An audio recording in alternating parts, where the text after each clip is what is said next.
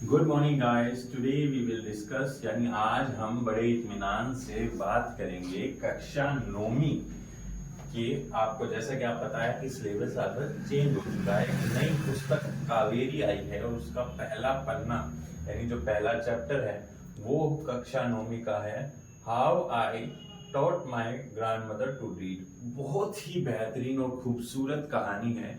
इस बार जिसने भी ये चैप्टर इसमें डाला है बहुत ही धन्यवाद मेरा, क्योंकि कक्षा 12वीं में जो लास्ट लेसन है उसी के समानांतर कक्षा 9वीं में भी एक ऐसा चैप्टर डाला गया है और बहुत ही बेहतरीन कहानी है। जैसा कि हमारे आशीष जो एडिटर महोदय हैं उनके द्वारा बताया गया कि भैया एक बार रीड करके देखो, मजा ही आ जाएगा। तो उसी को हम लेके आए हैं और इंट्रोडक्शन है ये उसका पूरा कंप्लीट। तो आइए शुरू करते हैं।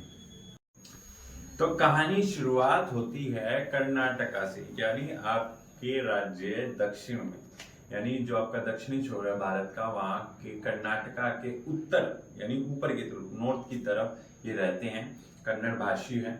और वहां की एक बहुत ही खूबसूरत प्यारी सी 12 साल की लड़की जो बताती है कि वो उसकी दादी एक साथ वो रहते हैं। और जब वो रीड करती है तो वो बताती है वहां के एनवायरमेंटल कंडीशन के बारे में। असल में ये कहानी 1990 की है। 90 की इसलिए क्योंकि वो बताती है यहाँ ट्रांसपोर्टेशन की जो व्यवस्था है वो इतनी अच्छी नहीं है। यहाँ पर जब अखबार जो पहुंचता है वो सुबह का अखबार दोपहर को मिलता है, क्योंकि ट्रांसपोर्टेशन अच्छी नहीं है इसीलिए। और जब जो साप्ताहिक यानी मैगजीन होती है, वीकली मैगजीन जिन्हें हम साप्ताहिक पत्रिका कहते हैं, वो पत्रिका जो है उस समय एक हफ्ते के 8वें दिन यानी एक हफ्ता कंप्लीट होने के बावजूद 8वें दिन पहुंचती थी, यानी संडे को मिलनी चाहिए लेकिन वो मिलती है उनको मंडे को। अब इसी में वो बताती है कि कन्नड़ भाषी असल में जो भाषा है वो कम होती जा रही है, लेकिन आज के समय कुछ युवा आप और मेरे जैसे नौजवान हैं जो अपनी भाषा को जिंदा दिलो जान से जाविदा रखने की कोशिश कर रहे हैं। इसीलिए वो एक राइटर का जिक्र करती है जिसका नाम है त्रिवेणी। त्रिवेणी के बारे में बताती है। त्रिवेणी जो है उस समय की एक मशहूर लेखिका है जो एक उपन्यास लिखती है जिसका नाम है काशी यात्रा। जी हाँ, काशी आपका और हमारा भारत का एक खूबसूरत शहर बसा हुआ है, शिव की नगरी भी जिसे कहा जाता है काशी। काशी यात्रा, काशी यात्रा उसमें एक जर्नी के बारे में होता है। जैसे आज के टाइम अनुपम अगर आप देखते होंगे स्टार प्लस का एक बहुत ही मशहूर सीरियल था, उसी प्रकार काशी यात्रा एक सीरीज है, सीरियल है, उपन्यास है, एक कहानी है। अब मैं आपको एक डिफरेंशिएशन भी बता दूं। कहानी होती है राजा था, राजा की बेटी थी, घुड़सवार आया, शादी करके ले गया, खत्म कहानी। उपन्यास होता है उसमें मोड होते हैं, काफी ज्यादा कैरेक्टर्स होते हैं, एक खूबसूरती तरीके से प्रस्तुतिकरण होता है और वो बहुत एक लंबी कहानी होती है, यानी उसमें 8-10 कहानियां होती हैं, उसे हम उपन्यास कहते हैं।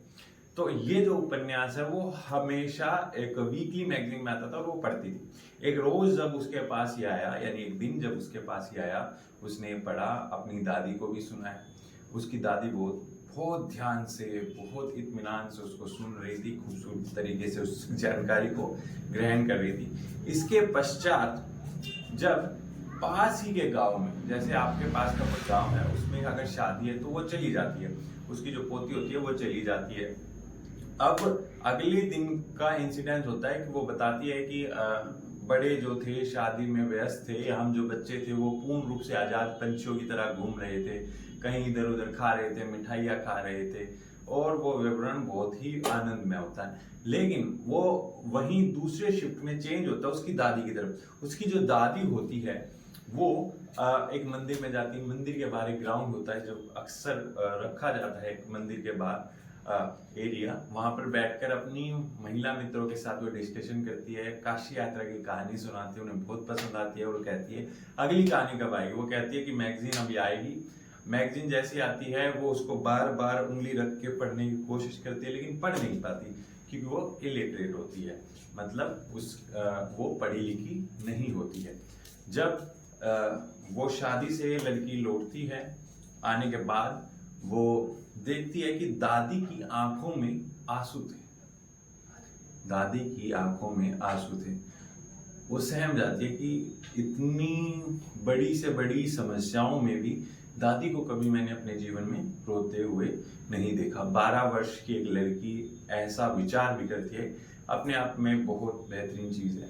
उसके पश्चात जब वो रात को गर्मियों का समय होता है, खुले में छत पर जाके सो जाती हैं, उसकी दादी उसकी सिरहाने आके बैठती है, उसके सिर को पुचकारती है, निहारती है उसको, और वो समझ जाती है कि दादी कुछ कहना चाह रही है पर कह नहीं पा रही। वो उठती है, बैठती है और कहती है, दादी आप मुझसे कुछ कहना चाहती हो पर आप कह नहीं पा रही, बताइए क्या बात है। तो वो अपने जीवन में यानी पास्ट की तरफ दौड़ती है और कहती है कि मेरी माताजी जो थी वो जल्दी ही मर गई, उनका निधन हो गया। उसके पश्चात उस समय लड़कियों की एजुकेशन पे ज़्यादा जोर नहीं दिया जाता था। मेरे पिता ने एक नई शादी कर ली मेरे लिए, एक दूसरी शादी कर ली, मेरी भी जल्दी शादी करा दी गई, और उसके आगे जब मैं बढ़ी तो जल्दी बच्चे भी हो गए। अब जल्दी बच्चे हो गए तो उनको खिलाने और खाने में यानी बना के उन्हें खिलाने में मुझे जो आनंद आता था और बनाने में, उसमें मैं अपनी दुनिया मैंने उसी में सिमट ली। आजकल की जितनी महिलाएं हैं वो चार दीवारी के अंदर सिमट जाती हैं, वो उसी के बारे में बताया गया है कि मैं उसी में सिमट गई। अब तुम्हारे पिताजी और मैंने उन पर पढ़ाई पर ज़्यादा जोर दिया ताकि मैं नहीं पढ़ पाई, लेकिन वो अच्छे से पढ़े। लेकिन आज जब मैं काशी यात्रा को पढ़ना चाहती हूँ तो मैं अपने आप को कहीं ना कहीं असमर्थ महसूस करती हूँ। अगली सुबह जब वो देखती है कि दादी कोशिश कर रही है पढ़ने की पर पढ़ नहीं पा रही, तो कहती है मैं पढ़ूंगी। अब वो हंसती है, कहती है दादी आप कैसी बात कर रहे हो, आप पढ़ोगे, आप बूढ़े हो चुके हो। 62 वर्ष की एक महिला यह सोच रही है, ये भी बहुत बड़ी बात है कि वो पढ़ना चाह रही है। तो कहती है अब एक छोटा 12 साल का बच्चा तो है, तो मजाक उड़ाता है, झुर्रियाँ पड़ी हुई है, बाल सफेद हो गए हैं, और आपको चश्मा लगा है, कमर टेढ़ी हो चुकी है, और आप कह रहे हो कि अब इस उम्र में आप पढ़ाई शुरू करोगे। तो वो मुस्कुराती है, बहुत प्यार से वो लेडी मुस्कुराती है। लड़की फिर समझती है और कहती है कि चलो ठीक है, मैं आपको पढ़ाऊंगी, आप ये बताओ मैं कैसे आपकी मदद कर सकती हूँ। तो उसके बाद वो कन्नड़ भाषी जो होती है, कन्नड़ यानी कर्नाटका की जो भाषा है, उसका एक कायदा होता है, अल्फाबेट्स होता है, वहां से वो शुरू करते हैं और वो संकल्प लेते हैं, यानी वो प्रॉमिस करते हैं कि उस रोज सरस्वती पूजा होती है, सरस्वती पूजा से दशहरे तक वो पढ़ना सीख जाएगी। वो एक बहुत ही हार्डवर्कर महिला होती है, जिसके कारण वो रोज पढ़ती है, रोज मेहनत करती है, और दशहरे वाले दिन जब वो पहुंचती है तो उसे काशी यात्रा की अगली पुस्तक भेंट करती है, और वो अपनी पोती के पैर छूकर उसे अभिवादित करती है। उसकी लड़की पीछे हो जाती है, पोती जो उसकी लड़की पीछे हो जाती है कि यार क्या कर रहे हो आप मेरे क्यों पैर छू रहे हो, बड़े भगवान और टीचर के पैर छूने चाहिए लेकिन आप मेरे पैर छू रहे हो, ये तो बिल्कुल ही उल्ट बात हो गई। तो कहती है मैं आपके पैर नहीं छू रही, मैं अपने टीचर के पैर छू रही हूँ, जिसने मुझे इस काबिल बनाया कि मैं पढ़ पा रही हूँ, और मैंने काशी यात्रा आपको भेंट की है क्योंकि मैंने इसको पढ़ लिया है बहुत अच्छे से।